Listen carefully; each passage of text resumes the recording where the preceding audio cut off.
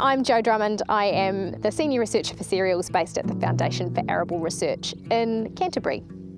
A Lighter Touch program is primarily around designing agroecological crop protection programs. So by agroecological, we're using the crop itself and the ecosystem that crop exists in to determine the type of pest management program that we're going to be using.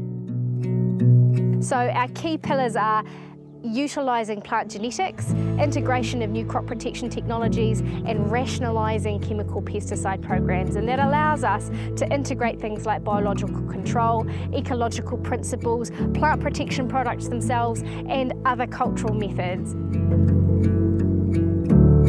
This is actually a real global problem. And some of our key diseases that we're working with, we rely on chemistry. And that chemistry develops resistance over time. And that's because the pathogens that we're trying to control adapt really quickly to what we're using to control them with. So what we're trying to design for our farmers is programs that helps us retain access to that chemistry so they can use it strategically when they need it, whilst looking at other integrated options like the cultivar selection, what their weather conditions are like, their cultural control methods, and all of those things together to help form really integrated programs.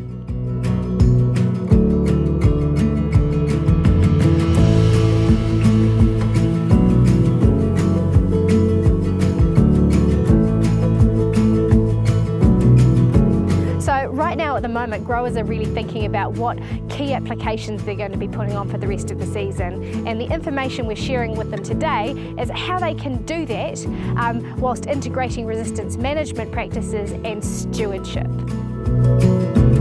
Heaps of really great things have been learnt so far. The first thing we've learnt is that we're perhaps in a place of a higher risk than we thought we were, and that means that we need to transition some of our programs as we speak. The other thing is that we've actually got perhaps more options than we thought we had when we consider all of the different integrated approaches that we can implement.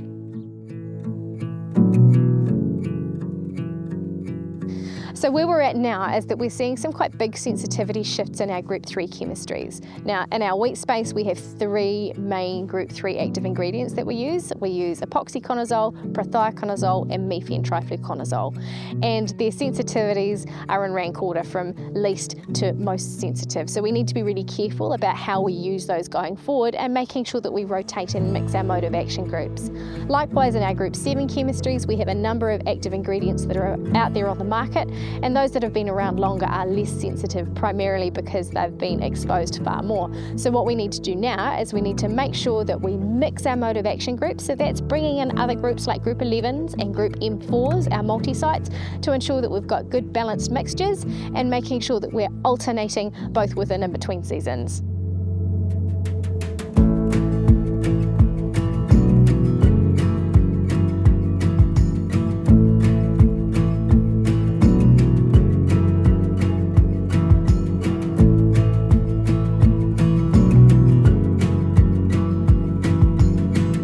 Cultivars and crop protection practices have definitely changed over the decades, and they've changed in face of a number of different things. So firstly, they've changed depending on the type of disease that we've had that's dominant at the time.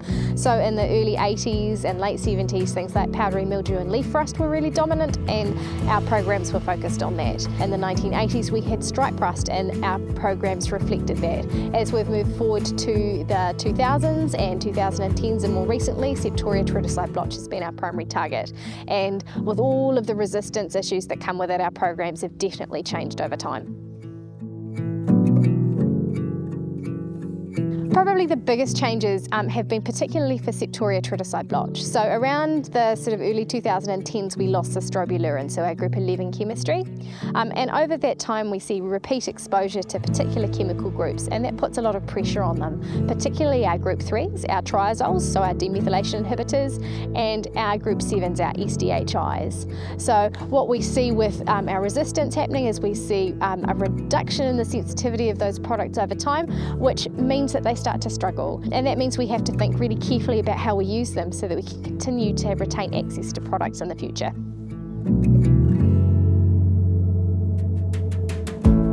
So FAR's A Lighter Touch program has a number of key pillars, and one of those pillars is rationalising chemical pesticide programs, and really key to that is the resistance story.